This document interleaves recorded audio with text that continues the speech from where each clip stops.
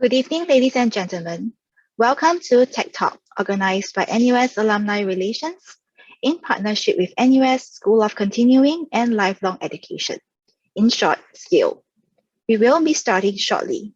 At the end of tonight's session, SKILL will share about the stackable certificates and lifelong learning initiatives available at NUS.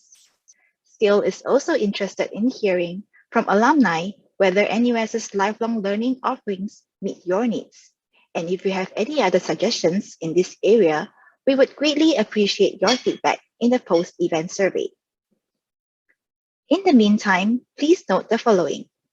For security and personal data protection purposes, participants' video and audio are disabled. Please post any question you may have in the Q&A window. Your question will be reviewed by the moderator and may be grouped with similar questions to be answered. If you require technical assistance, please message the administrator via the chat function. This session is being recorded and will be made available on NUS Alumni Relations website after next week.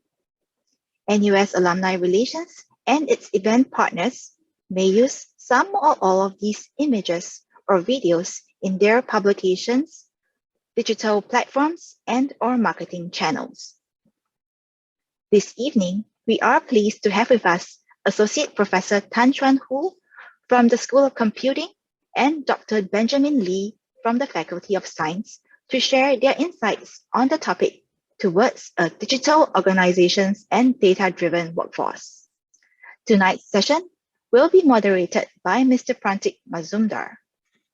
Mr. Prantik is an entrepreneur and venture investor who acts as a digital transformation catalyst in organizations to drive change, growth, and impact.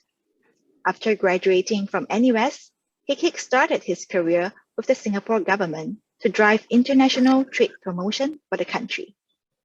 He then started his entrepreneurial journey with Happy Marketer in 2011, where he spent a decade scaling up one of the most awarded independent digital marketing services firms before a successful exit to Dentsu International. He is a regular columnist and in 2015 was recognized as one of the top 50 most influential marketers in the world. Without further ado, I would like to pass the time over to our moderator. Mr. Prantik, please. Thank you, Gabriela, for such a kind and warm welcome and the introduction. Hello, everyone. A very, very good evening.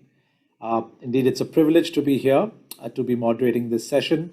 I think Gabriela has done a fantastic job with the introduction. All I will say is I've had the privilege of beginning my Singapore journey at NUS between 2001 2006. I spent good 4 years at the School of Computing and spent all my 4 years at the Prince George's Park, for those of you familiar.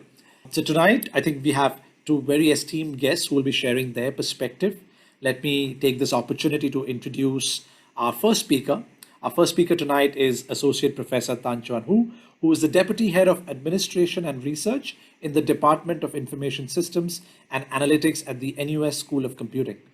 Associate Professor Tan held a tenured faculty position in Hong Kong prior to joining NUS. He is a recipient of the Informs ISS Design Science Award 2013 and is currently serving on the editorial board of several leading journals in the field of information systems.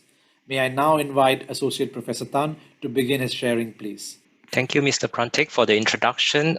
Good evening, everyone. It's my pleasure to, I'm Chuan Hu, and I'm working with the School of Computing in the Department of Information Systems and Analytics. I primarily teaches modules relating to digital transformation. Today in this short talk, I will be focusing on 3 key points. In this talk, I will start off with in the form of presenting the focal point on the digital transformations before COVID-19. And then we bring on to the focal points on the digital transformations during the COVID. Now, this allows us to contrast the different emphasis on the journey of digital transformations in the last few years and in the presence of the pandemic shock. From there, I present 5 of my personal takes on what digital transformations geared towards in the future. Now, they are not meant to predict what the future will be like, but more of sharing some of my thoughts on some of the directions of digital transformations and how we overcome our previous lesson learned in form of failures. Now, without further ado, let's move on to the first parts of it about the before COVID situation. Now, the call for digital transformations by the government occurs way before COVID-19. The major call was in 2017 on digital economy, and over the years, the government has been pushing forward in digitizations of organizations, public sectors, and even in the form of individual use of technology. So what is so hype about digital transformation and why there are urgency to do so in the last few years? There are three primary reasons for it. The primary reason, number one, is the heightened customer expectations, where customers is no longer satisfied with a primary one single form of channel of interaction. They like to self-driven form of information search in multiple channel interactions and so on and so forth. The second reason was actually speed and ambiguity, where companies have to come out with very new competitive advantage more frequently, quickly, and in launching of new products. The third reason for it is there's a lot more exciting emergent technologies that create very much a lot of competitive advantage in the future, including the data analytics tools, the AI machines and machine learning, and so on and so forth, that require investment and understanding of today and to forecast the future. Now, from the economic point of view, the digitally transformed enterprise are reverting the contributions to the nominal GDP rapidly. As what I'm showing here is the IDC worldwide statistics in terms of the contrast between those that are non-digitally transformed and those that are digitally transformed enterprise. Now, those in the blue are actually the digitally transformed enterprise. As you can see, over the course of years, the digital transform enterprise are going to overtake the traditional enterprise in contributing to the national GDP. Now, these differentiations could lead to a very huge digital transformation divide among countries who are moving faster, countries which are moving slower, too, and in terms of enterprise who are able to ride on the digital wave and those who are being sidelined because they have been not been very much focused on it. So the prediction that was back in 2021 was that the digital product and services created through digital transformation would have accounted for over 60% of the Asia Pac GDP through investment in AI, IoT, and other products and activities that expedite digitization. Now, there are several reasons why companies are investing in digital transformations, and the top 5 reasons are this. They are very focused on profit margin, 2, productivity, customers advocacy, retention, loyalty, 4th, cost reduction, and 5th, new product and services launching with the expectations of increased revenue. During the COVID time, the digital transformations, the way that companies are doing on it is typically through an approach called managed evolutions. They start off with putting forward a list of challenges that a task force that they form to charge to solve. So they're including like digital transformation office, digital transformation task force, and subsequently they empowered this task force to solve the problem on its own. For example, they have a seconded a particular areas in DT office for them to work on it. And this particular task force then subsequently figure out its own way of working with support from the top management in terms of coming out with the roadmap, rallying the people at the different functional unit.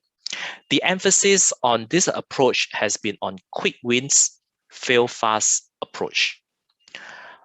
And some of the key lesson learned that we have gained over this managed approach are here, and I list out 10 of them. The first one was that there is a heightened interest in terms of making quantum jump in the revenue, in the ROI. And very often, digital transformations may not yield the kind of target or measurable ROI that you expected. 2, then there's a very strict and strong company silos among organizations because of the way organization has been structured to be very much silos. The workforce are resistant to change, especially when you have digitally divided among the employees in terms of seniority, in terms of age. There are other reasons, including the lack of understanding how DT change management could be practiced and could be informed, could be put in place. 5, there was confused between digital optimizations and digital transformations. Digital optimization is doing the same thing repeatedly in a much more efficient way, but it does not charter new frontier for companies to progress into the new economy. Number 6, there's a lack of maturity for modern processes in which a lot of time we have been suffering from a lot of red tapes, and these red tapes is not being eliminated even through digital transformation. Number 7, there was a lack of executive sponsor, and some of the interests were very high at the beginning, but you wear off very, very quickly. Number 8, they were too ambitious in terms of projects. Number 9, regulatory compliance, which hold back a lot of initiative. And number 10, there are too many small scale proof of concept without very coherent and follow-up scaling up strategy, which make a lot of initiative just at the pilot stage. Now, so these are some of the typical failure reasons for digital transformations. And let's look at, during the COVID-19 pandemic, how the digital transformations has been pivoting to. Now, one out of the 4 survey organizations in the APAC region that was conducted in Asia, including Australia, Japan, Singapore, and the other APAC countries, they were found that 1 out of 4 survey organizations in the APAC region stated that it took 4 weeks after the initial COVID-19 lockdown in their countries, and which accelerate their business digital transformation. And 3% state that it took them less than a week, but 5% meant it took them 4 months or more. So in terms of responsiveness to certain external, political, public health, or social shocks, we have a very strict and big divide among companies. Now, and what are the key emphasis during the COVID period? According to the National Business Survey conducted in Singapore in November 2020, which is last November, 45% of business and enterprise surveys state that they use collaborative technology and tools to increase their productivities during the COVID-19 pandemic. The emphasis is always on collaboration, technology that facilitate collaborative work and joint decision-making. Now, so what can we see from the COVID period of time? There are 6 lessons learned that I deduced from the COVID introductions of it. The first was actually interconnected and interdependency. It is talking about how much we need each other and how employees work together. The second thing was actually about teamwork and collaboration. We are seeing that successfully getting through the crisis depends heavily on the intertwined support systems. And third, hiding, ignoring bad news and failure to propagate up and propagate down is something that could lead to disaster. So there is actually a need for transparency of information, sharing of information. Number 5 is rebalancing the virtual and the face-to-face work, in which online meetings and working from home or a hybrid of it could complement in terms of the daily commuting and travel to increase the effectiveness and better work-life balance. The last one is about agility, which has been a buzzwords in recent months.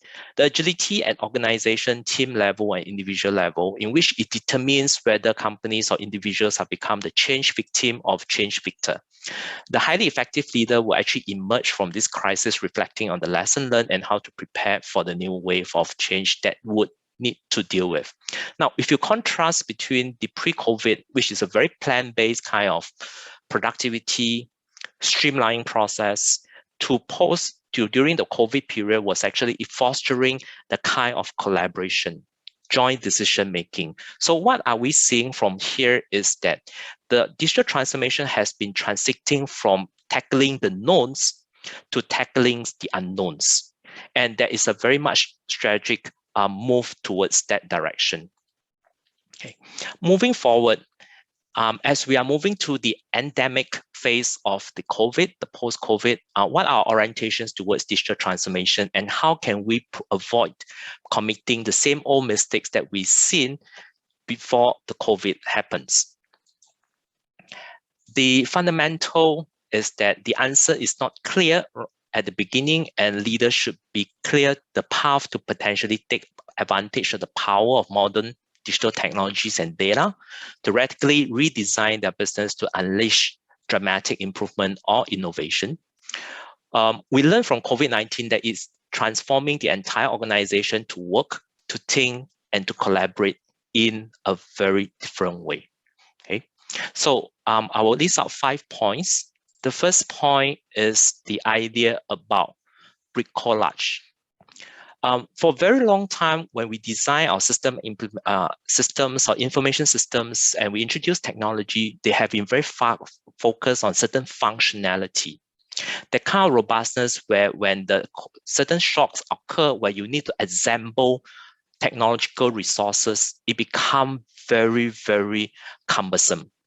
So the idea of bricolage concept origin from technology and product innovations, and it can also be applied to the service innovation. Now, bricolage actually referred to solving problems and taking advantage of opportunities by 2 ways. 1, combining existing IT resources and data resources. 2, creating resources from which you do not have that in time. Okay. So the digital technology, while we can lead us to a very high degree of optimizations, it may cripple or so-called inhibit us from moving in terms of being agile. So the system that we design has to take into the considerations of agility. And 2, the ability for the users to dynamically take advantage by combining those resources together. The second one is the scaling up is the key. For many of the initiative, pilots is often done through sandboxing. Many of the contextual attributes are either simplified or ignored during the sandboxing stage. The challenge comes from scaling up. Now, scaling up can be in the form of 2. 1, replication, which is replication across different functional units, replications across different branches and office of representations across the global. And the second type is actually expansion, in which you actually, based on the particular technology, you are generating new and more use cases that make these resources much more dynamic and robust. For example, different divisions may need different support models and implementations. And for example, some may prefer its own dashboard, while others may like to have a service provider to act as a dashboard factory for them. So when you talk about scaling up, you have to take into considerations when doing pilot, you are doing sandboxing, but during the piloting, you need to also consider thinking along how you're going to scale up in terms of replication and expansion. The third point coming from here is the mandate change versus agility. We need to be conscious that organizations do not change because leadership mandates the change. It doesn't come in because of a town hall session, but rather leadership is creating an environment in which the change could happen. Now, if agility is to be fostered, then we need, for example, you may have to consider having an agile working group to identify the challenges to agility, how you're going to help empower employees to improve the way they work, collaborate with the HR in redefining certain job roles. And the fundamental way of doing this about change in terms of fostering agility is the way of operating. The old way is no longer sufficient. And this fundamental rethinking of challenging the norms is particularly very important. Now, the challenging of norms in here is a way where you want to deal with a particular mindset of the users. Now, how can we do so? This brings us to the next point. For a very long time, we talk about change management, we talk about decision making. We have been very much focusing on empowerment. Now, much of our change in the workforce has been in terms of empowering others to act on the visions and the management enable actions by removing the barriers for certain people to act. Now, in this empowering, this is very different from in terms of digital transformations, where during the COVID time, they talk about the idea of co-creation or empowerment. Now, co-creation is a nurture sense of ownership where the decision-making authority are being shared rather than is given or entrusted on another. The idea about empowerments are leaders are basically the servant leaders to highly engaged teams, and the teams serve as internal, external customers, and information is being widely and openly shared amongst the team members. Now, when you're going to move on to the teams kind of a dynamic, then what kind of teams that can be operate very efficiently in terms of being an agile team? There are 4 prerequisites, and there are also some constraints that you may want to mandate. The 4 prerequisites is that the team should have a common vision and purpose. They have a common view of what work needs to be done. They need to mutually agree the constraints that govern what tasks they can select. And they would need to have a very clear view of what everyone else on the team is working on. Now, these are the 4 prerequisites: common vision, common view, mutually agree constraint, and have a very clear view of what everyone else is doing. The constraints are 4. Number 1, the maximum number of tasks that the team members will work in parallel has to be defined. You do not want to stretch the team too far, or you want to have team members who are actually able to select what they want to do. So that's number 1. The second one is any change will only be released or been finalized after it has been reviewed. So to ensure certain quality. Third, a high priority work item must always be chosen before a low priority work item. And last one, the maximum size that a task can be before it should be subdivided into smaller tasks. So this is talking about the last point is about how refined the particular task would be. The last point about this is the environment for agile people, the concept of psychological safety. Now, what is psychological safety? Is a form of shared belief that the individual or the team is safe for interpersonal risk-taking.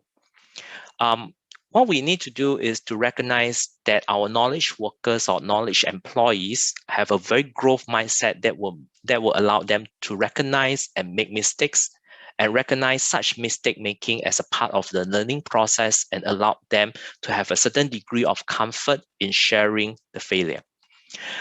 For this to work, you need 2 particular form of changes. 1, the HR policies in defining the roles. 2, the organization structure in which you will want to put it from a very functional silos into team-based kind of arrangement.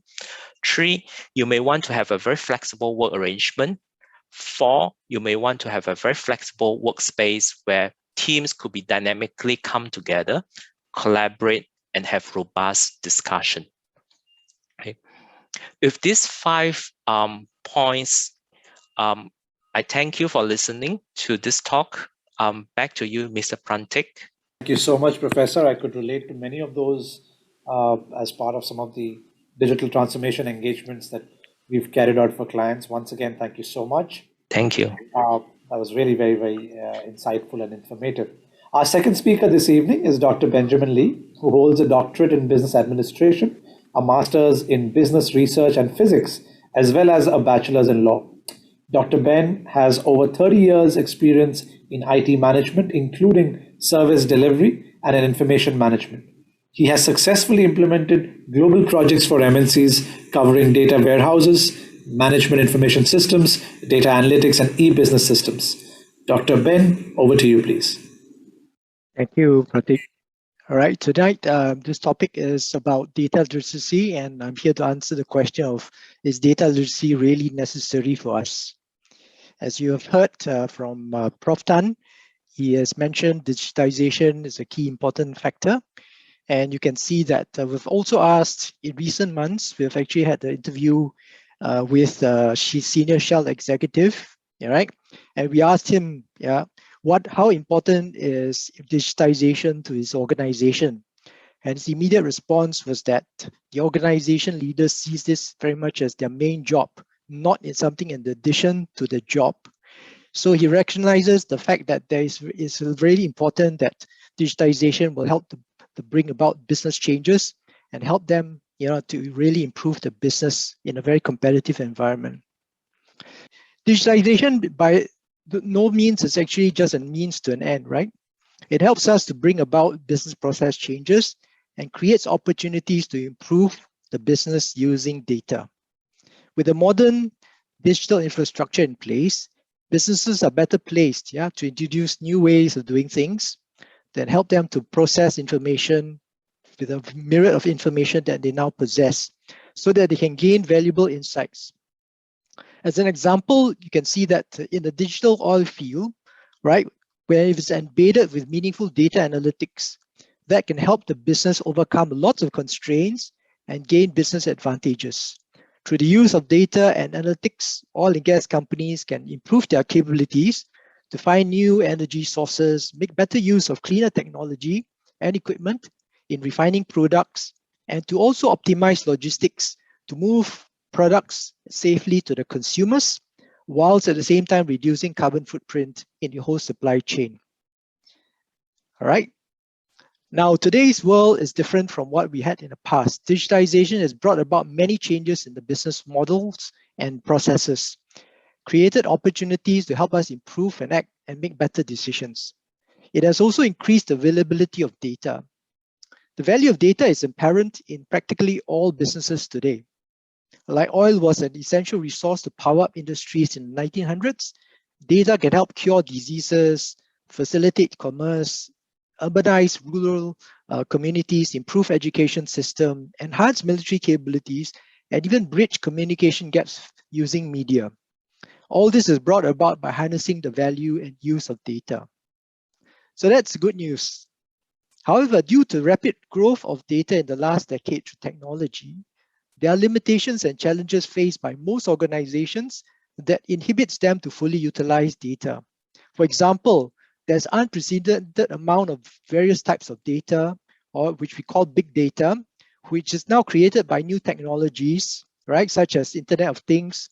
And therefore, that helps us to actually try to use and harness those technology to have better improvement in our business. But the companies need a workforce that knows how to utilize the various forms of data to generate relevant and better insights for decision making. Exploring big data requires complex algorithms and ability to analyze and interpret the results fast enough to make timely decisions. All right, so those are the challenges that we find, right, most companies have, right, even though there's lots of data available. But throughout the journey of industrialization, as you can see, technology has brought about significant changes to the way we work, right? Ranging from the steam engines in the late 1900s, 1800s, to electricity, to power machines in the 1900s, and computers in the 1970s, and now even to smart machines in 2011. All these changes have brought about significant business opportunities, but the challenges remains that people have to be able to cope with such changes. All right, this has created a technology divide between people and machine. We are constantly catching up to learn the right skills, to use the technology, and now the data that is made available to us through the technology. So what is happening is that skills and capabilities grow at a much slower pace compared to the technology changes. And hence there's a constant need to catch up and bridge the digital gap. All right, so that's one of the biggest challenges that we have. So despite the vast amount of data available today, only a handful of specialists in organizations are able to work effectively with data. And this causes a big disparity between what is available and the capability and capacity to be able to fully utilize data. We really need a workforce that can actually use or ask questions about machines and use data to build knowledge, to make better decisions and communicate meaning with others. The ability to translate data into usable information that inspires actions still eludes many of us. Widespread data skills do not exist across today's workforce. Data is not democratized, and data-driven decision-making is neither incentivized nor encouraged in some organizations. In a research study by computing firm Avon Legat, 60% of respondents said that their employees need to develop new skills to translate big data into insights and business value. And this is because there's a lack of data literacy skills. So what is data literacy skills? Data literacy skills is defined by MIT to be the ability to read, work with, analyze, and argue with data. It's a skill that empowers one at all levels of the organization to be able to ask the right questions of data and build up knowledge so that we can make better decisions and communicate information to others, right? So data literacy is actually a skill, just like a language, right? Data has a specific terms that we can use to discover and express ideas and communicate information. Reading data involves understanding what data is, right? To be able to interpret the meaning and give meaning to the interpretation. Working with data involves creating, acquiring, cleaning, and managing the data. Analyzing data requires us to be able to filter, sort, even aggregate, compare, and perform analytics on the data. And lastly, arguing with data means that we want to use it to help us make better decisions. So there will be dialogue, communication, and convincing required, to be able to use data effectively. So data literacy skills is important. Now, although that is recognized to be an important skill, a survey in recent years has found, a survey by IHS Markit and Wharton Academics in recent years to measure corporate data literacy of organizations have found some startling results. They found that workforce data literacy has a correlation with corporate performance. In other words, organizations with higher level of data literacy performs better. They found that they could actually realize up to $500 million of higher market capitalization. Improved corporate data literacy also helps the business to improve and increase their gross margins, return of assets, and also return on sales. So there's quite a lot of evidence that supports data literacy being an important resource or an important skill to have in organizations. Yet, what is the status of data literacy in corporations today? All right, the same survey has found that there is actually a disparity in the ability to utilize data, and because of data literacy skills. All right, what they found is that the regional excellence of skills and data literacy skills varies across different regions in the world. Europe holds the highest data literacy score globally, with the UK, Germany, and France among the most mature organizations for corporate data literacy. 72% of these firms felt that it was very important, compared with just 60% in Asia and 52% in the US. And therefore, this reflects a greater recognition that European business decision makers have recognized the value of data. Now you can see that Singapore actually has performed exceptionally well for this region, and it's one of the most data literate nations globally. A comparison across industries has also shown that there's a disparity between different types of industries, right? For example, the admin and support services in waste management are better at the higher end of the scale compared to healthcare and social services are at the other end of the scale in terms of data literacy skills. Right, with COVID, I hope that has changed significantly as well. So those are coupled with these findings, they also found that, the research also found that there's a gap between the importance that company places on data and the appreciation for it to drive business and economic outcomes. 94% of business decision makers believe that data literacy is relevant to the industry and it's important for employees to be data literate. Yet, less than a third see data literacy as an important factor in a successful economy. So hence, there's a significant skills gap, with just only 24% of the global workforce fully confident in the ability to read, work and analyze, and work and argue with data. So only a small percentage of future employees are also prepared for data-driven workplaces. In other words, the schools are not equipping our fresh graduates and new people joining the workforce to be able to interpret and use data. Companies now recognize they need more data skills. Despite 78% of global workforce being willing to invest more time and energy into improving their data skills, only 34% of firms currently provide data literacy training, and 17% significantly encourage employees to become more comfortable with data. Companies are also not incentivizing upskilling enough, with only 32% of business leaders willing to pay higher salaries to employees who are data literate. So that's the findings, recent findings of a survey done of corporate organizations.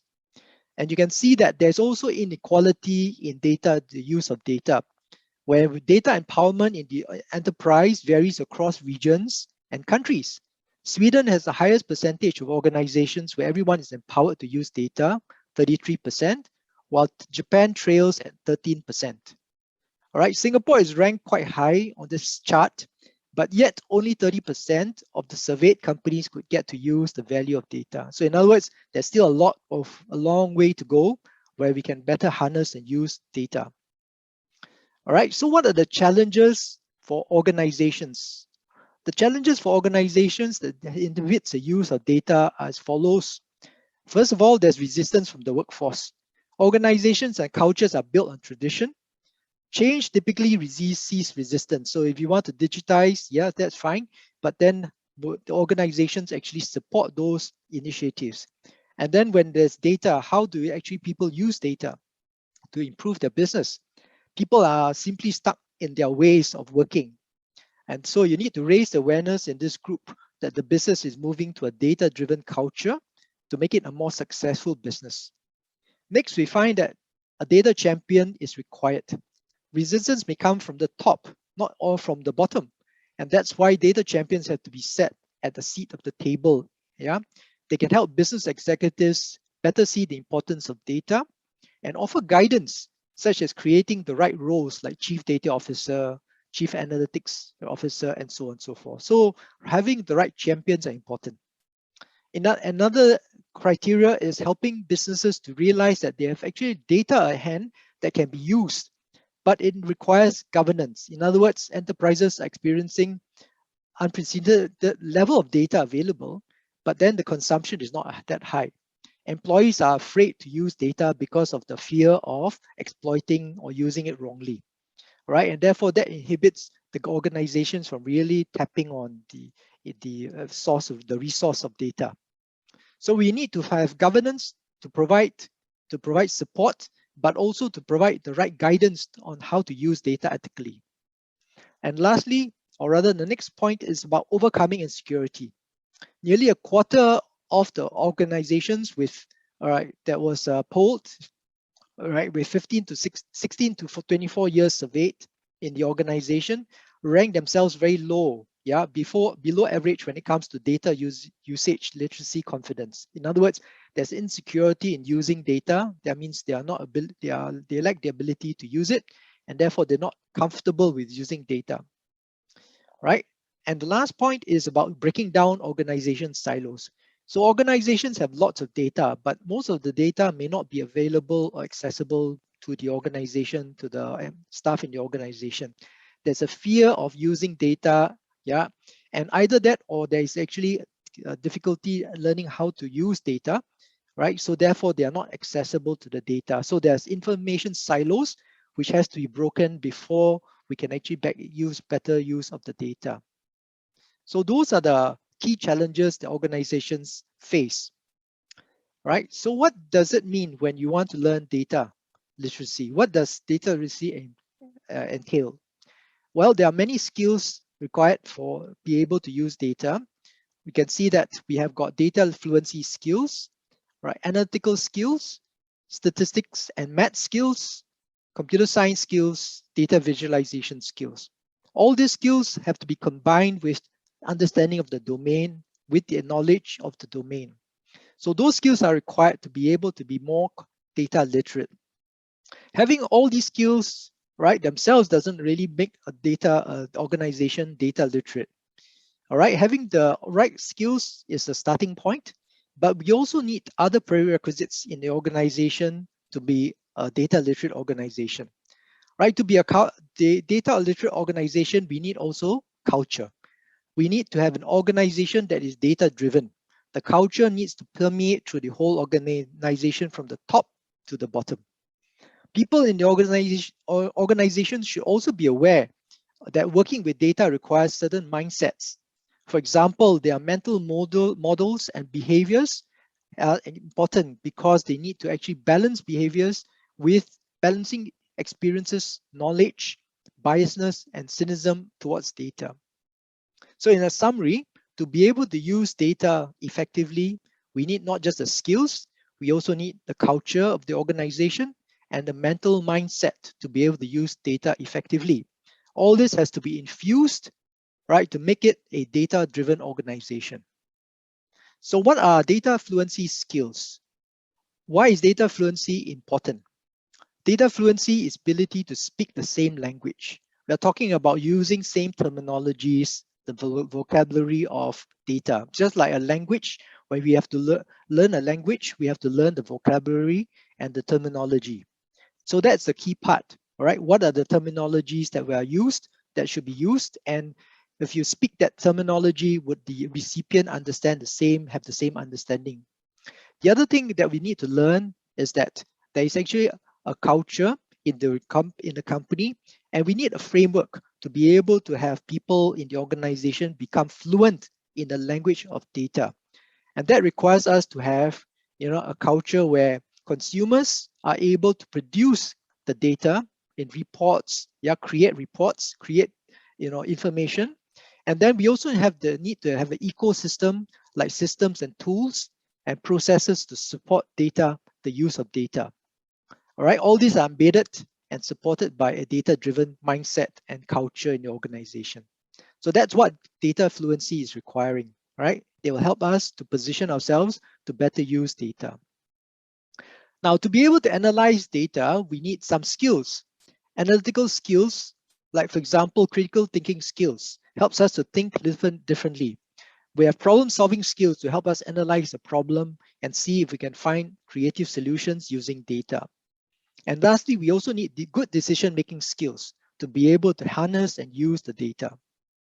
All right, to be able to also understand data and analyze data, we need statistics and maths skills to be able to formulate problems, right, in the form of hypothesis. And we need to understand how to interpret data using different types of statistical analysis, like distribution or predictive analytics using machine learning. So all these are required, especially when you have complex data models or complex data sets, yeah?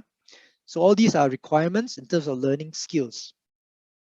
Okay, next, we're going to talk a little bit about computer science skills. What is computer science skills? And why do we need computer science skills? It's to really understand what data is about. So to know what is data, what is required, understand what is available, how is it organized, how to assess the quality and the gaps. To read data and work with data, and visualize data is to use technology such as software, tools, right, to be able to make sense of the data.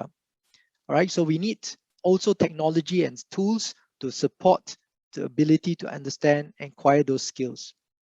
So those are the data literacy skills that we need to pick up to be able to make better use of data. Having said that, is that sufficient? Is that all sufficient to be able to use data better? We also need to have the mental models. The right mental models are required to be able to work effectively with data. And what are these mental models?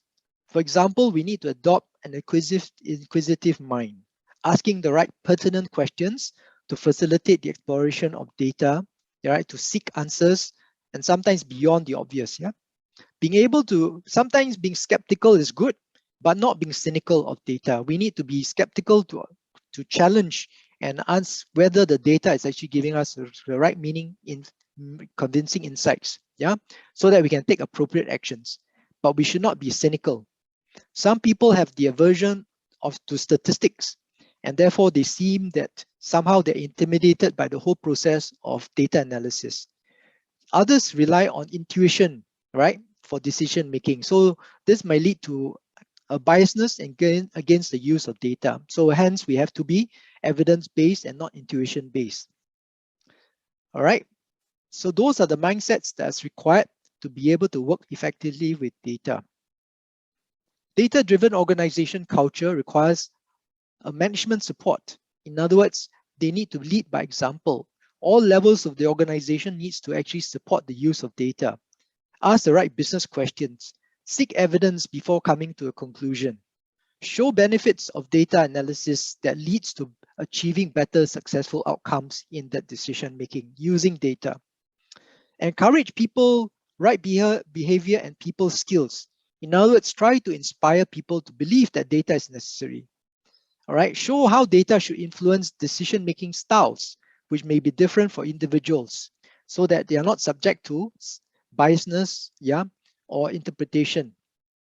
Develop skills and competencies, right, to use data, such as through training, mentorship, and coaching by the specialists in the organizations who are familiar with data.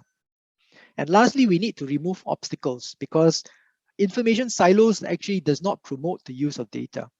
Make data available to organizations and yet help them to manage the ethical implications of use of data analytics. We need to establish a code of conduct for ethical use of data analytics, right? So that those are important obstacles, right, to position us to better harness the use of data. Next, people in the organizations need to be identified with the roles in data. There are different people with different types of needs of data, and they have got their jobs to do, and yet they need data. So for example, you do have specialists in data, in the use of data, like scientists and data analysts, but also we have got other people who need data, right? Senior executives and leaders, they play a key role. So they become champions of data, right? Data authors requires us to know how to actually use the data. So that's where the business analyst comes into place. And the general public in the organization will need actually to use data as consumers, right? So all these are personas that we need to learn because each person has got a different type of requirement, and we have to understand these personas to help us provide what we call the necessary support, training, and stewardship to guide them in terms of using data, right? So those are the roles that we need to also have in place before we can actually use data effectively in organizations.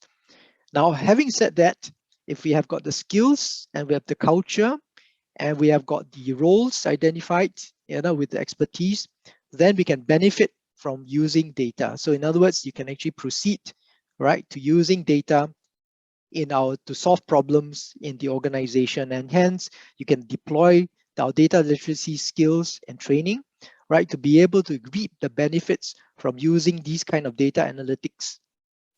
The data analytics chosen really depends on the problem that's at hand and of course the type of data, right, with the main goal to attain insights that are actionable and we can try to improve the business. All right, with that, I would like to conclude my talk, right? And I hope if you are convinced about what I said, please take up or join our courses that we offer on data analytics. All right, with that, I'm going to pass over to Prantik. Thank you so much, Dr. Ben. I think some of the frameworks that you've shared, including the one that we can see on the screen, I think this is definitely actionable. We see it in practice at work, especially the part about predictive analytics, prescriptive analytics. I think there's so much interesting work going on. Also, I love the articulation of the different personas. I think those are, again, I could relate to them. I could literally picture certain people in my organization and my client's organization who could potentially fit those. So thank you once again for the wonderful session. And now, if I may, we will kickstart the Q&A session. So I see there are two questions here as we begin. And so let me start with the first one. So there's a question which says, is there a good place or a template to start on establishing a code of conduct for ethical use of data and analysis? Maybe, Dr. Ben, if I could kind of request you to kind of take a stab at this first, and we could then get Prof. Dan to kind of share his perspective as well. Yeah, I think we're guided by the ethical use of data through the good practice that we put in terms of governance, right? I think there's legal practice, right? So there's PDPA codes of conduct, and so there's always that guidance that we draw from legislation, and organizations should therefore take that as a cue to guide us in the use of data. So there's obviously that would be the starting point, right? And the other thing that you would want to think about is confidentiality of data. Even if there is not covered by legal framework, we need to think about what is the implication. You don't want to have your confidential information shared by other people. So I think it's also guided by the common sense use of data. I would say that is the starting point, right? Before we start using data widely. Thank you. Professor Tan, your perspective, please. I believe is a lot of cases is in form of personal ethics in terms of data and how we analyze things. So if you have a big brother that overseeing us every single moment, I think that is not going to be the way that we drive things through. So I think it's the individual professionalisms and individual ethics that should come into the play. No, absolutely makes a lot of sense about personal perspective, common sense. Of course, there's legislative guidance as well. I think from an industry perspective, I'll add a couple of things. I think again depends on the organization that you work in. For example, some of our clients, whilst they're based here, they're part of large global or European organizations, and we always have to check with the different laws that apply. So, for example, GDPR, which is again a law that's prevalent in Europe. Sometimes, even though you're working with a client here, you need to figure out, what does what do the different laws where the organizations exist, what terms or what guidance do they dictate. Also, sometimes I think, as both of you mentioned, I think it's so much about common sense. I think a simple principle of if you suddenly think of yourself as that end user, how would you like your data to be used, and what certain guardrails would you want your data to be protected with. So I think a lot of that is driven pragmatically as well. But thank you for that perspective.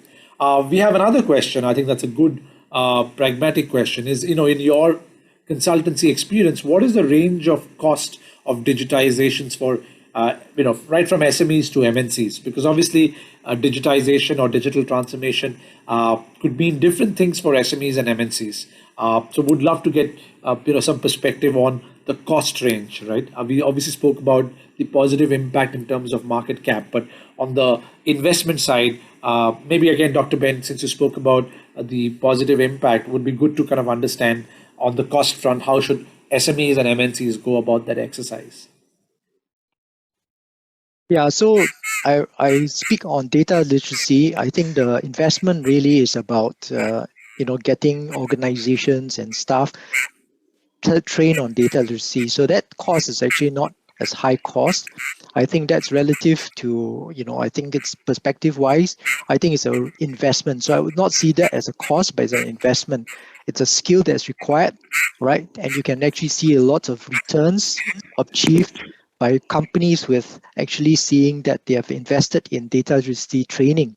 We see, as I mentioned, about a high correlation between benefits from the company realized through data literacy. So I would see it as a cost that is actually worthwhile and justifiable. So training is actually the first thing. And then, of course, the tools, because to be able to help to use the data, we need to invest in tools and technology. All right, so that would be really the cost part of it, right? All right, so I would say that start small. It doesn't mean that you have to invest in a huge amount of money, and training can be the starting point. And once I think staff gets familiar with data, they can progress from there, and then you can make better informed decisions to invest more in technology. That's great guidance. Prof. Tan, would you have a perspective on the cost side of things? Right.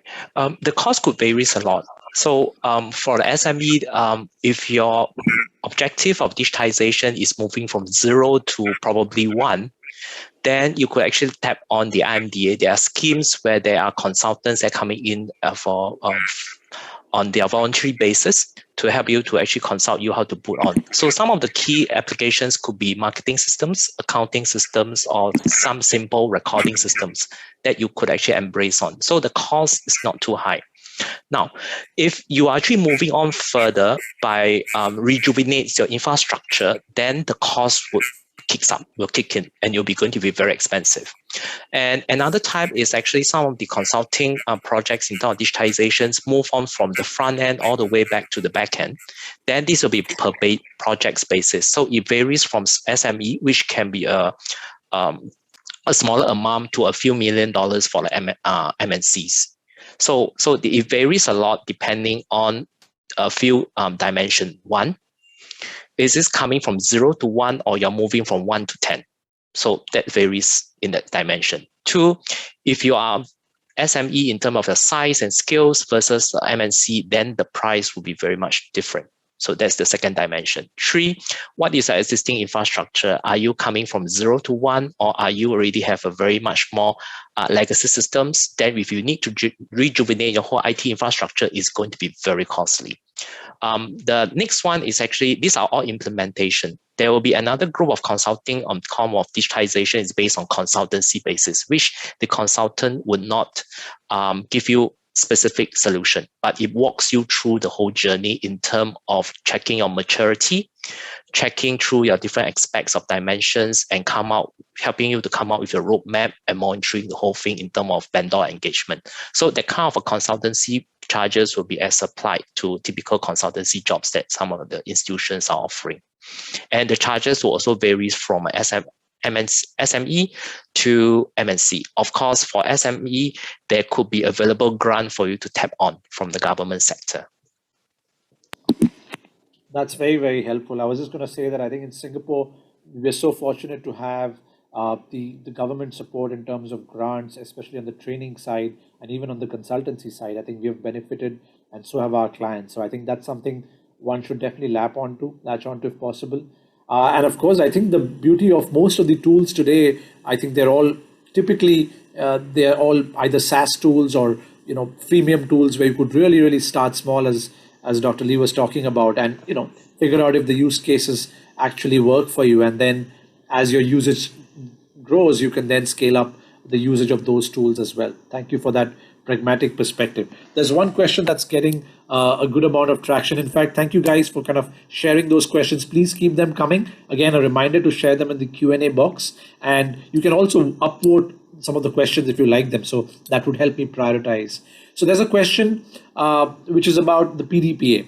I think it's a good pragmatic question. Is PDPA a hindrance to Singapore's effort towards a data-driven workforce, or do we see certain benefits?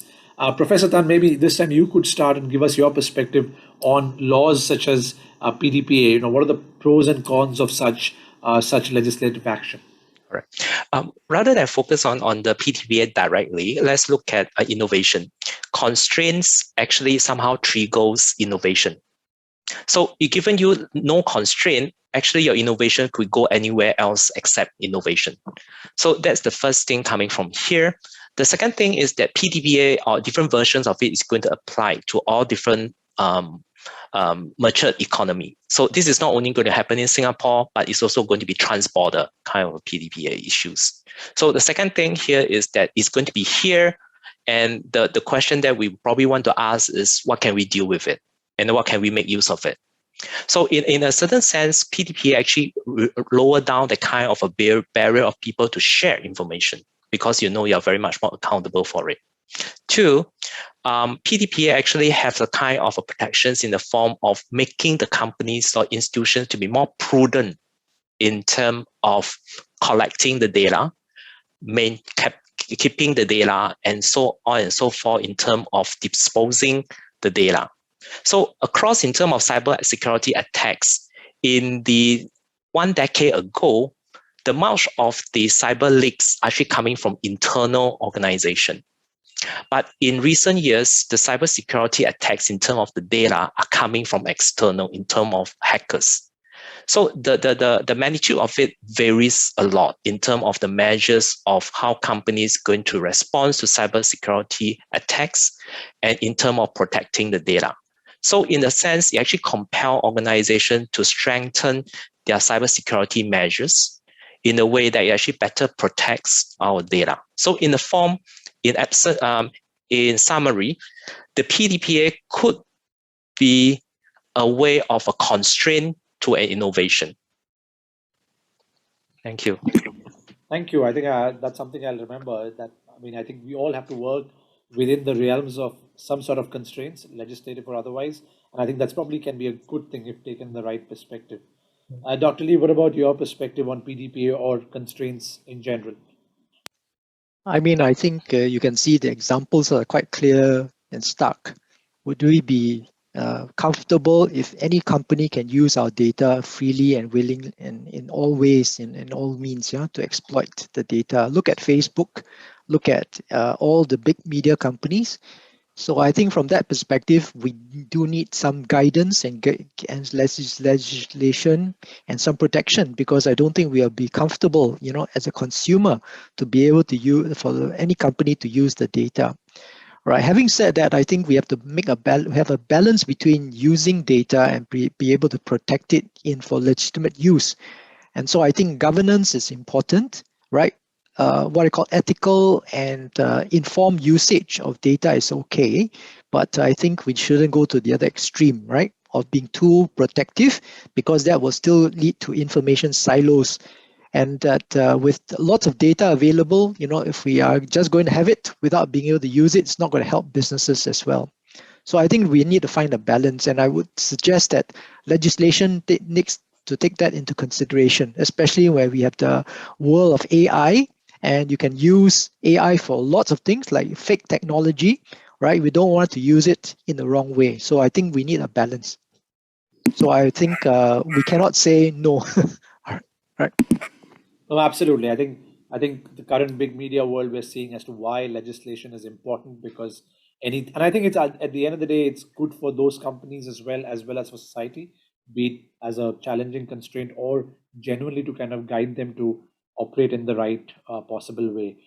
From an industry perspective, I think it's also, as you might have all heard about the importance of with cookies going away eventually in the next year or two, the importance of first party data kind of will scale up drastically. And I think what we have seen again from a digital transformation and marketing perspective is, as Dr. Lee was saying, it's not about having millions of data sets or billions of data sets. It's about what are you going to do with it.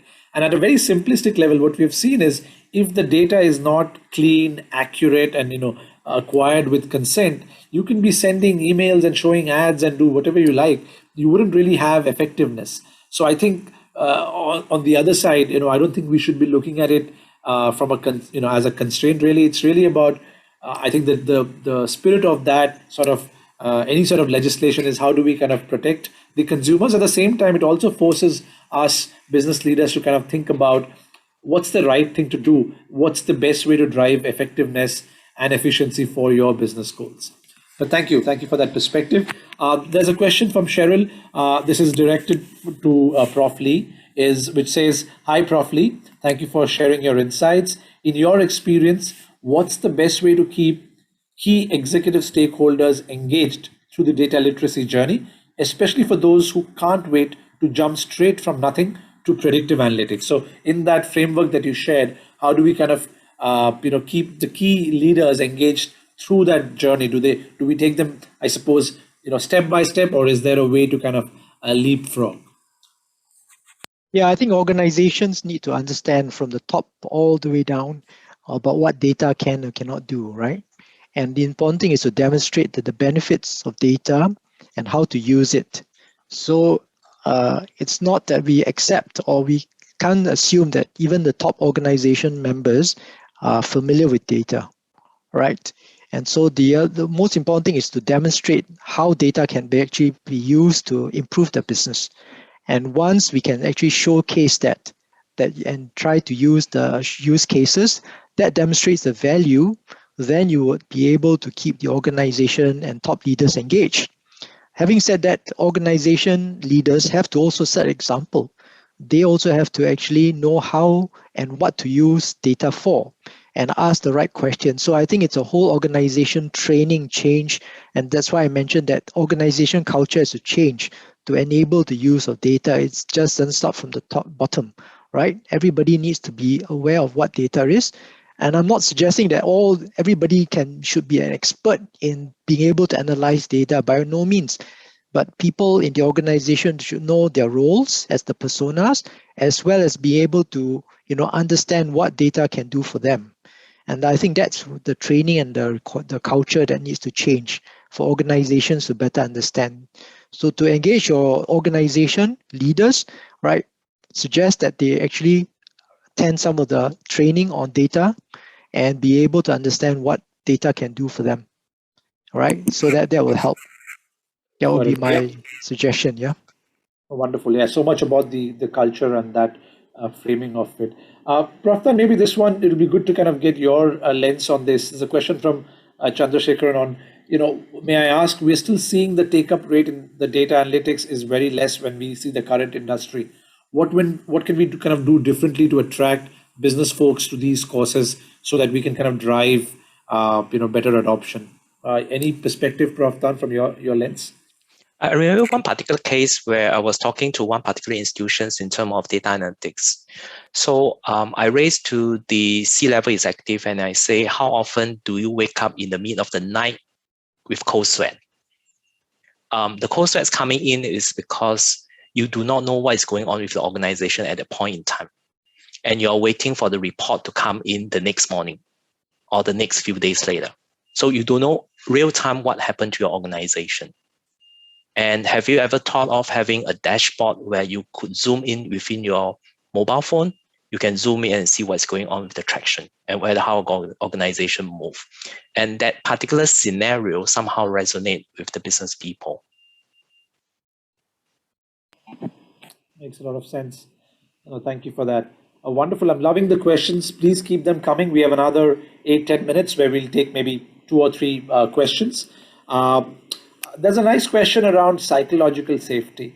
So there's a question from Chia LY where the question is really about how can we protect the psychological safety of the younger generation, especially in a highly agile, digitized environment. And I think this is quite relevant, especially in today's during the whole pandemic period. We've been reading and listening to a lot of mental health challenges as well.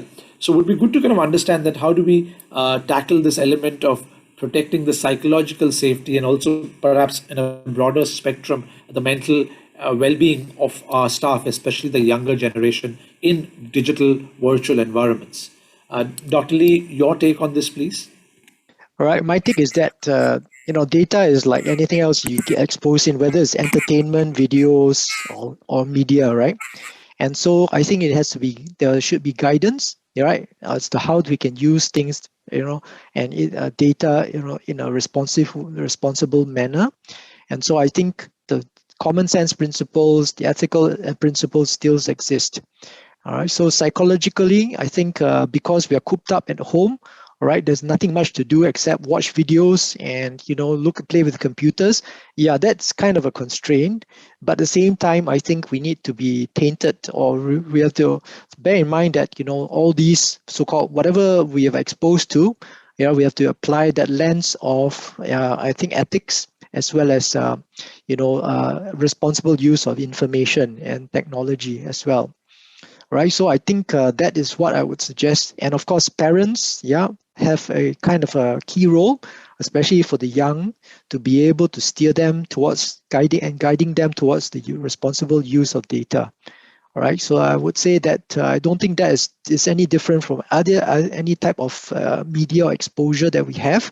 But digitalization, I think, makes it more challenging because obviously we have got lots of technology and things are much easier for us to access. But I think it's still guided by good principles. Thank you. Dr. Tan, your perspective on psychological safety and mental well-being of key people in the organization?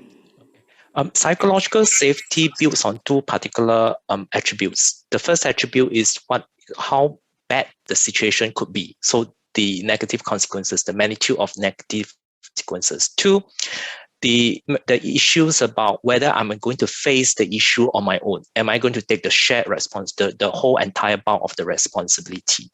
So if you're dealing with psychological safety, the first thing that you want to attend to is what is the consequence of certain failure or venture. Two, am I going to be the one who shoulder it? If you're able to address these two issues, then you're probably able to address the psychological safety in an organization. Because, for example, in terms of psychological well-being, is very often I'm feeling that I'm going to be alone. Am I going to suffer all the entire set of negativity of it? If you're able to share and if someone is dealing with it with you, then that's kind of a baseline of dealing with psychological safety. That's very, very helpful. From my lens, again, a couple of practical things that in the last year that I've been seeing in our organization at Dentsu is I think it really helps if, especially if the senior leaders start openly acknowledging or talking about these elements. It may sound basic, but I think I've seen a couple of instances where our CEO very openly spoke about in a meeting that, today he's not feeling, up to it. And that, and just the fact that he could open up and talk about it, I think just made everyone else in the room, whether they're younger or older, doesn't matter, just be comfortable that, people could say that they're not okay, or people could just take a day or a few hours off without an MC, just to say, what, I'm not feeling 100%. And the other small thing that I've seen is, in forums or meetings, literally, instead of starting with the cold agenda right away, if you could literally spend 5-10 minutes literally going around the virtual room asking, how are you doing? How are you feeling? Sometimes it just prompts some people, whether verbally or through a chat, just to kind of share if they're feeling great, not great, or maybe average, that's fine. So I think it's important to kind of humanize some of these conversations, because I suppose predominantly we're going to have many of them either through Zoom, Teams meeting, or AR, VR in the future. So that's my take on any sort of whether psychological safety or kind of creating a safe space for people to open up. All right, we have one more interesting question, and this is specifically addressed to Prof. Benjamin. Is the concept of data literacy the same as digital literacy? And I think there's an interesting perspective on, from your pragmatic experience, what's the gap that you see for someone to move from digital literacy to digital fluency? What are some of the roadblocks, and what are some suggestions or tips for companies, be it large or small, to kind of make that jump from the base literacy to fluency? Yeah, so there is a difference between digital literacy and data literacy, I think, and sometimes they get quite confused, right? There's confusion between the two. I think when we talk about digitization, we're talking about how technology can be used to help us digitize our business process, right? And I think that is actually bringing about changes to business processes, business things, the way we do things, right? So digitization is one part of that equation because it's supported by change, it's supporting change through technology. As a byproduct of digitization, you get data. So the question is, just because we are digital doesn't mean that we are data literate. We may have lots of digital processes, and we've got lots of data, but then how have we used it? And so I'll give you some examples. Recently, there was a discussion with companies in Silicon Valley, and they were asked whether they actually have data.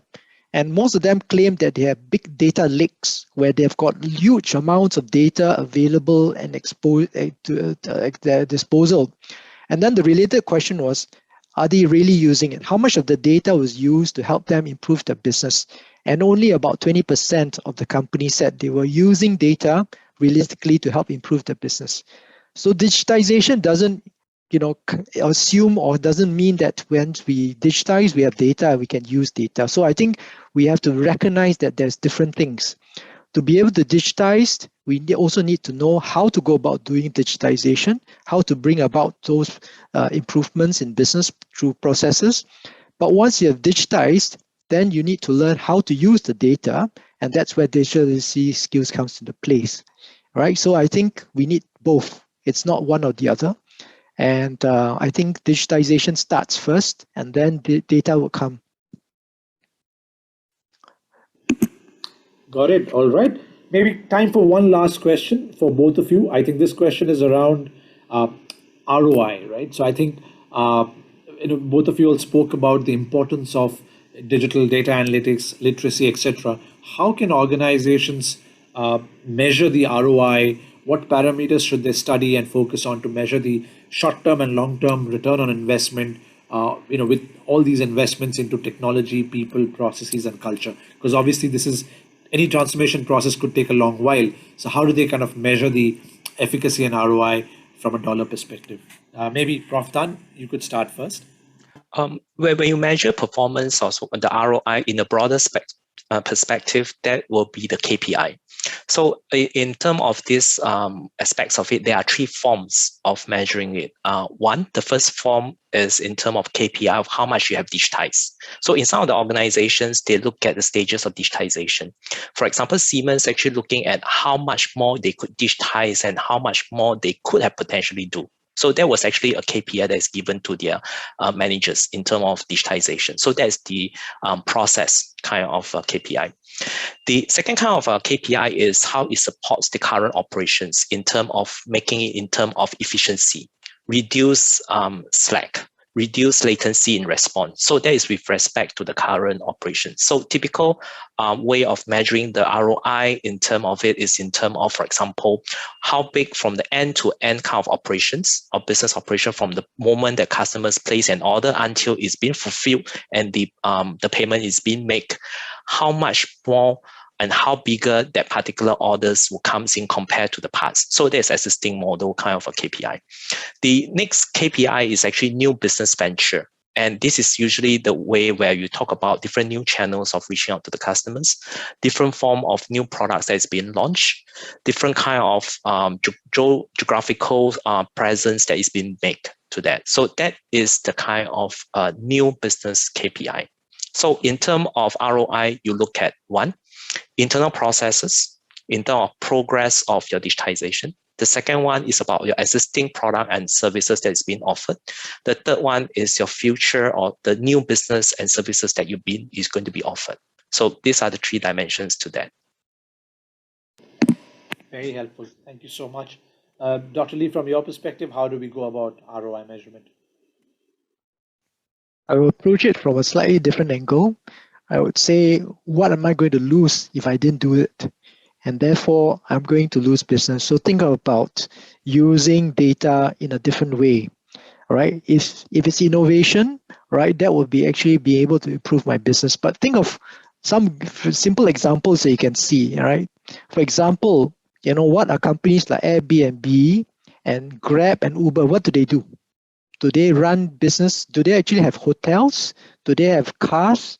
Yet, how is it possible that they can steal other people's lunch by being able to provide information and services when they don't own assets? And what is really the business model? It's about providing data. So when we talk about ROI, we're talking about innovation, but we're also talking about if we didn't actually use our data or we didn't use the data to help us, we may lose our business. So we're not just talking about improving the business, we're also talking about sometimes maintaining and preserving our business, because if we don't use data, somebody is going to come and really take over our business overnight.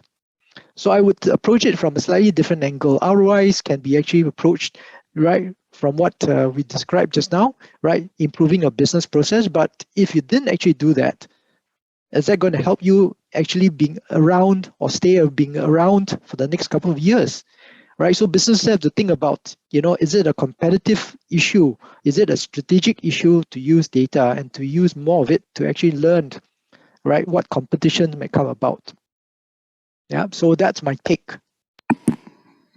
Thank you so much. I think we've got some wonderful academic as well as pragmatic perspective from our wonderful speakers. Once again, thank you so much, Dr. Lee and Prof. Tan, for your valuable insights. I think we've seen the audience was very, very clued in. We've got at least 15 odd questions. Thank you so much for your answers and insights. I genuinely hope that everyone would take them, think about and reflect about these, and figure out how do you kind of adapt this to your organization, whether you're an SME or an MNC? How do you kind of think about not just digitizing, but the data literacy, which is the output that Dr. Lee spoke about? How do you kind of think about ROI measurement, that from a perspective that Prof. Tan spoke about? Thank you so much. And at this juncture, I'll pass the virtual mic back to Gabriela. Thank you. Over to you. Thank you, Mr. Frantic. Thank you again, Professor Tan and Dr. Lee, for sharing your insights and expertise, and Mr. Frantic for moderating the Q&A. A big thank you to everyone for joining us tonight for Tech Talk. I shall now hand the time over to Jamie. Jamie, please. Thank you very much, Gabriela. I am Jamie from the NUS School of Continuing and Lifelong Education, and I'm part of a team that is looking into ensuring that we have relevant and high quality CET programs for our NUS alumni. And so I saw a few questions with regards to the courses that we have in data analytics and digital transformation. So if you have 5 to 8 more minutes, I'll just take you quite quickly to where you can find the courses that you want, and you can also ask me any questions that you want. So first of all, if you're looking to come back to NUS for any courses, whether it's a one-day short course or a graduate certificate or a master's program, where you can go first of all is Skill. We are a gateway to all of NUS's continuing and lifelong education programs, meaning that we feature programs from School of Computing, from the Faculty of Science, etc. So you can find basically everything that you want here. This is the URL. It's quite easy to remember. It's skill.nus.edu.sg.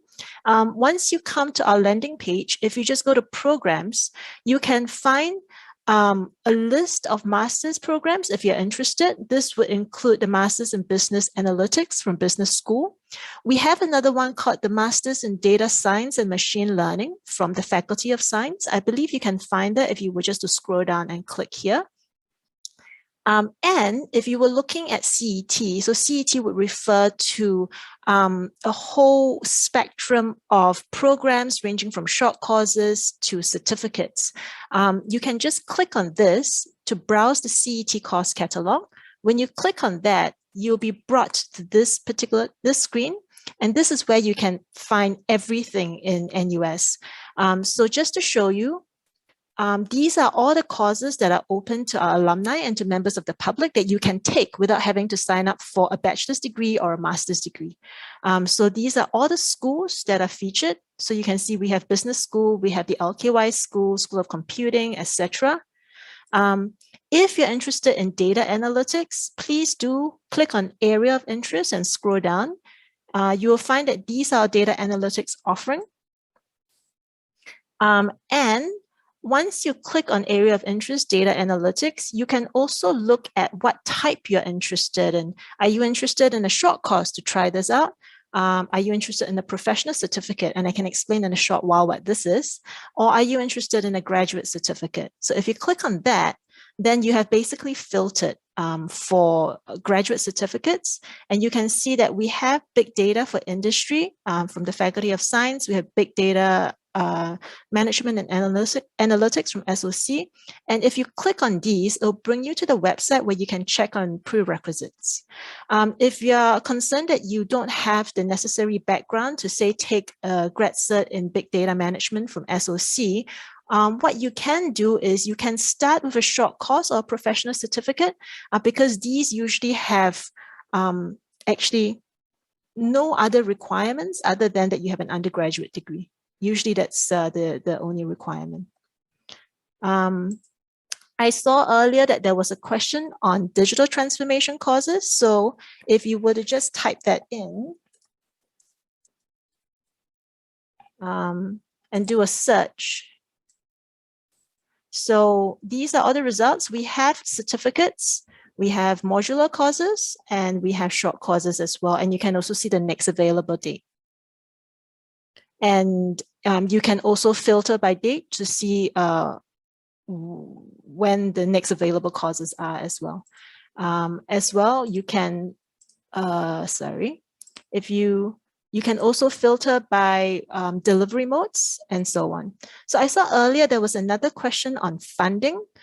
So if you just come to this page and you click on funding, these are all the causes that are funded by the government, which you can tap on if you're a Singaporean or PR. And then if you just if you filter by funding and by data analytics, then these are all the causes that are funded. Okay. Let me see. There was one more question on causes in data for leaders. So I think that we may not have a search for that, but if the leaders in your company, or if you are interested in putting up a cause for the leaders in your company, please feel free to contact us. I'll put my email up next, because we do work with a lot of companies in Singapore, big and small, and we can put up bespoke classes for you. So we do master classes for the senior management of companies, and we can also run dedicated runs for you if that's what you're interested in. So please feel free to reach out to us. Yeah, we do have a lot of things available. So let me just unshare the screen. So you can just remember, if you go here to scale.nus.edu.sg, hover over programs and just go to browse CET course catalog, you'll be brought to that particular page. So for this one, this is my email address, or you can just email us at ask.scale@nus.edu.sg. So either just Jamie Tan at NUS or ask.scale. If you have any questions after tonight, we're happy to help. So basically, these are some stackable pathways. So earlier, you might have heard professional certificates are very new in NUS, so you may not have heard about it. A professional certificate is basically, if you were to take a short course that is 1 day in duration, for example, data analytics begins with me, and if you were to then take a series of short courses that are in this area, so for example, data visualization, data analytics for managers, analytics in Industry 4.0, and then design thinking bootcamp, you could then earn from NUS a professional certificate in data literacy. So we have a lot of these stackable pathways now, because we know that for a lot of people, they don't want to commit to a long program outright. They kind of want to take it bit by bit. And then, but after they take it bit by bit, they kind of want to see whether it can stack up to a certificate. So we do have a lot of these pathways available at this point. We don't just have professional certificates. We actually have graduate, well, you would know, we have graduate certificates, which are made up of what you might be more familiar with, a modular course, a course that takes 1 semester, 13 weeks to finish. So we have about 100 graduate certificates now. And this is one from the School of Computing. It's a grad cert in digital business.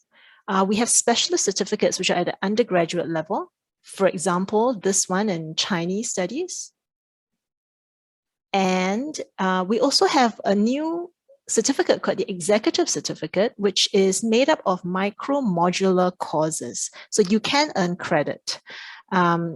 And this is offered by a few schools. One of the schools is Lee Kuan Yew School of Public Policy. So for example, if you take 4 micro modules in risk management, uncertainty, resilience building, you could then earn an executive certificate in mitigating risk and building resilience. And each of these micro modules take about a day, 9 hours, I believe. So thank you. I'm done with this presentation. Let me just see if there are any other questions.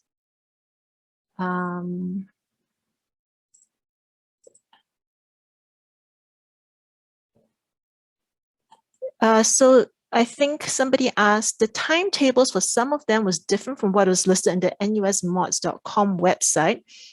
If you look on the CET course catalog, I believe that would be the most accurate timetable for courses that are open to alumni and public. But if you have any questions, please just feel free to write into us to confirm. We can verify this for you. The difference between a graduate certificate and a graduate diploma is in the number of MCs that are required to earn each one. We have about 100 graduate certificates. You would need to complete 2 or 3 or 4, I believe, modular courses to earn a graduate certificate. We have far fewer graduate diplomas. There are very few of those, and you would need to earn, I think you would need to complete about 6 courses, if I'm not wrong, to get a graduate diploma. is there an overall schematic for all the paths? Linda, if you go to skill, .nus.edu.sg, you will find a page that's called Certificates at NUS under the course catalog. If you click on that, that explains the paths. We are actually making up a clearer infographic at this point, but right now, that page will explain the different pathways. But expect a clearer infographic from us soon. Okay, I'll hand this back to Gabriella. Thank you so much. Thank you, Jamie. Thank you, everyone, for spending this lovely evening with us. Do stay tuned to our Alumnet website and social media channels for more upcoming events. We will be closing this webinar in 5 minutes. Thank you for your support and good night.